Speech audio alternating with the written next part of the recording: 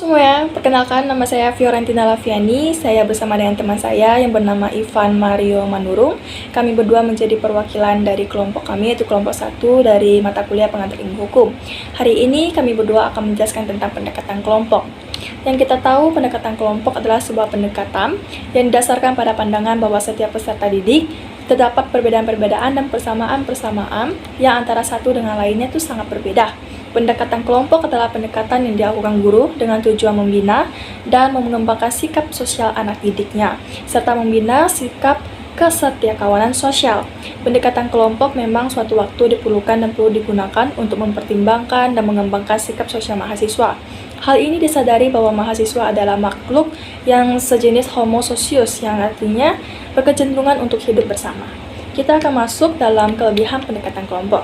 Dengan pendekatan kelompok diharapkan dapat tumbuh dan berkembang rasa sosial yang tinggi pada diri sendiri maupun diri mahasiswanya tersebut. Mereka diminta untuk mengendalikan rasa egoisnya dalam suatu kelompok yang ada dalam diri mereka masing-masing, sehingga terbentuk sikap kesetiakawanan sosial di kelas. Tentu saja dalam hal sikap kesetiakawanan sosial yang positif, mahasiswa sadar bahwa hidup ini saling ketergantungan, seperti ekosistem dalam mata rantai kehidupan semua makhluk hidup di dunia. Tidak ada makhluk hidup yang terus-menerus berdiri sendiri tanpa keterlibatan makhluk lainnya. Langsung atau tidak langsung, sadar atau tidak sadar, makhluk lain ikut ambil bagian dalam kehidupan makhluk tertentu. Mahasiswa dibiasakan hidup bersama dan bekerjasama dengan dari kelompok, akan menyadari bahwa dirinya akan kekurangan dan kelebihan. Yang mempunyai kelebihan dengan ikhlas membantu yang memiliki kekurangan, dan sebaliknya kekurangan akan semakin memiliki kesadaran diri untuk bisa belajar dari yang memiliki kelebihan, tanpa ada rasa minder. Persaingan yang positif pun dapat terjadi di kelas dalam rangka mencapai prestasi belajar yang optimal. Inilah yang diharapkan, yakni mahasiswa yang aktif, kreatif, dan mandiri.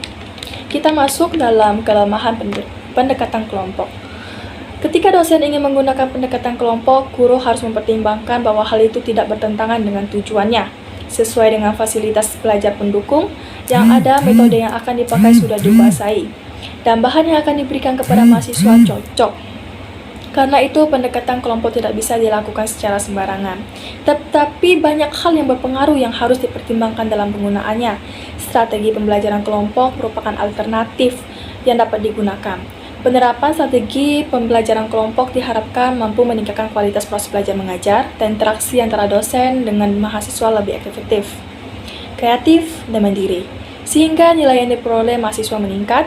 Strategi pembelajaran pendekatan kelompok berkaitan dengan bagaimana melakukan entry behavior, membagi kelompok, memilih bahan, metode, penggunaan media, sistem evaluasi, dan pengendalian waktu.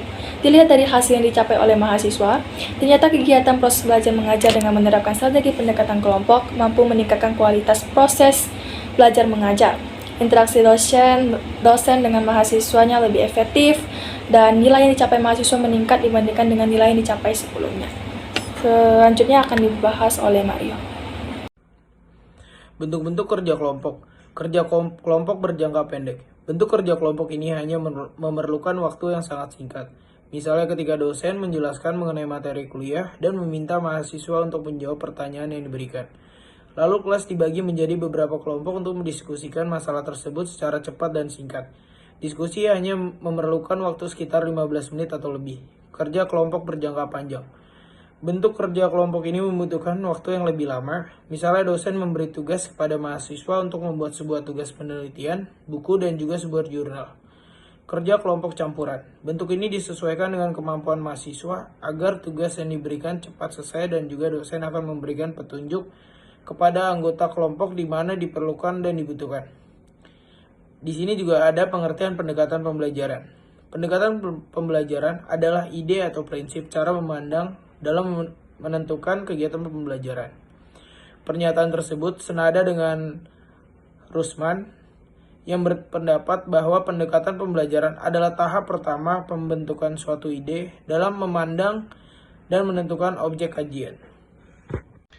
Pendekatan menurut Gulo dalam Supriyati Grum adalah sudut pandang kita dalam memandang seluruh masalah yang ada dalam kegiatan belajar mengajar atau juga pembelajaran. Seorang pendidik dalam menyelesaikan persoalan yang dihadapi pada kegiatan pembelajaran Berbeda dengan metode pembelajaran yang telah menentukan langkah di kelas atau model pembelajaran yang memiliki kerangka konseptual, pendekatan pembelajaran itu lebih luas lagi. Artinya, pendekatan merupakan landasan berpikir atau filosofi dalam menentukan pembelajaran. Pendekatan pembelajaran ialah atau cara yang akan ditempuh dan digunakan oleh pendidik untuk memungkinkan siswa belajar sesuai dengan tujuan tertentu. Menurut Rahmawati, dapat disimpulkan bahwa pendekatan pembelajaran adalah pandangan atau sudut pandang berupa rencana awal untuk menentukan pelaksanaan proses pembelajaran dalam menerapkan perlakuan atau juga tindakan kelas yang akan digunakan dalam kegiatan belajar mengajar. Opini dan pendapat kami beranggotakan 4 orang yang terdiri atas saya sendiri sebagai Ivan Mario dan juga ada Fiorentina, Laskar, dan Natania. Tentu saja dalam suatu kelompok ada enak dan tidak enaknya. Kadang kami ada miskom, adu mulut, salah paham, dan sering terjadi pertengkaran. Namun, semuanya teratasi dikarenakan kami sangat membutuhkan nilai tersebut. Jadi dari setiap masalah yang kami hadapi, kami mengesampingkan ego kami demi nilai agar kami dapat lulus dengan baik. Bukan hanya itu saja, melalui kelompok ini, kami juga perlahan-lahan belajar bahwa tidak semua masalah harus diselesaikan bertengkar dan tetap mementingkan ego. Oleh karena itu, kita harus belajar saling menekan diri kita sendiri untuk mengatasi hal tersebut.